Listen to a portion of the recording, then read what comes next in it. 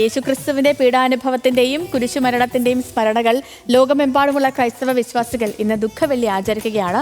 മനുഷ്യരാശിയുടെ പാപപരിഹാരത്തിനായി ദൈവപുത്രനായ യേശുക്രിസ്തു കുരിശ് വരിച്ചുവെന്നും 3-ാം നാൾ ഉയിർത്തെഴുന്നേറ്റു എന്നുമാണ് വിശ്വാസം. മലയാറ്റൂർ അടക്കമുള്ള തീർത്ഥാടന കേന്ദ്രങ്ങളിലേക്ക് വലിയ തീർത്ഥാടന പ്രവാഹമാണ്. ലഹരിക്കെതിരായ പോരാട്ടം തുടരണമെന്ന് ദുഃഖവെള്ളി സന്ദേശത്തിൽ ക്ലീമീസ് കാത്തോലിക്ക ബാബ പറഞ്ഞു. ഗൂഢസംഘം സമൂഹത്തിൽ പിടിമുറുക്കിയിരിക്കുകയാണെന്നും അദ്ദേഹം പറഞ്ഞു. നമുക്ക് അദ്ദേഹത്തിന്റെ വാക്കുകൾ കേൾക്കാം. നമ്മുടെ ദേശത്തെ തുടച്ചു നീക്കുവാൻ കച്ചകെട്ടി ഇറങ്ങിയിരിക്കുന്ന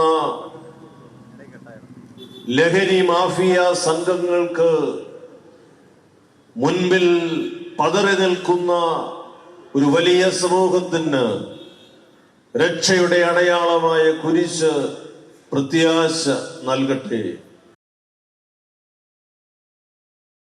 സമൂഹത്തിൽ രാസലഹരി അടക്കം വർദ്ധിക്കുന്നുവെന്നും ഇന്നത്തെ ലോക സാഹചര്യങ്ങൾ കുരിശിന്റെ വഴിയാണെന്നും ആർച്ച് ബിഷപ്പ് തോമസ് ജേനറ്റ്.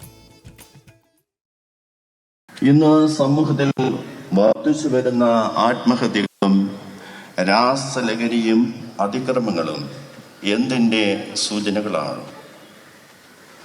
ക്രൂശിതനായ ക്രിസ്തുവിന് തൻ്റെ ജീവിത ദർശനം വളരെ വ്യക്തമായിരുന്നു. അവിടുന്ന് അരുളി ചെയ്തു, ഗോതമ്പ് മണി നിലത്ത് വീണ് അഴിയുന്നില്ലെങ്കിൽ അത് അതേപടിയിരിക്കും, അഴിയുന്നെങ്കിലോ അത് വളരെ ഫലം പുറപ്പെടുവിക്കും. മുനമ്പം പ്രശ്നം പരിഹരിക്കപ്പെടണമെന്നും സർക്കാർ വിഷയം മനഃപൂർവ്വം വൈകിപ്പിക്കുന്നതായി കരുതുന്നില്ല എന്നും കോഴിക്കോട് ആർച്ച് ബിഷപ്പ് വർഗീസ് ചക്കാലയ്ക്കൽ.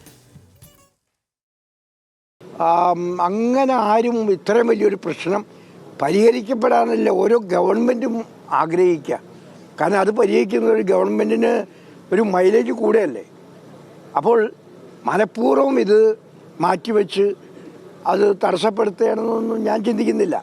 പക്ഷേ ഇതിനൊക്കെ ചിലപ്പോൾ സമയം, നിയമത്തിൻ്റെ വശങ്ങളൊക്കെ നോക്കുമ്പോൾ അതിന് സമയം വേണ്ട വരും. ആ സമയത്തിൻ്റെ ഉള്ളിൽ ഇത് നടക്കും. ഞാനെപ്പോഴും ഒരു ശുഭാപ്തി വിശ്വാസക്കാരനാണ്.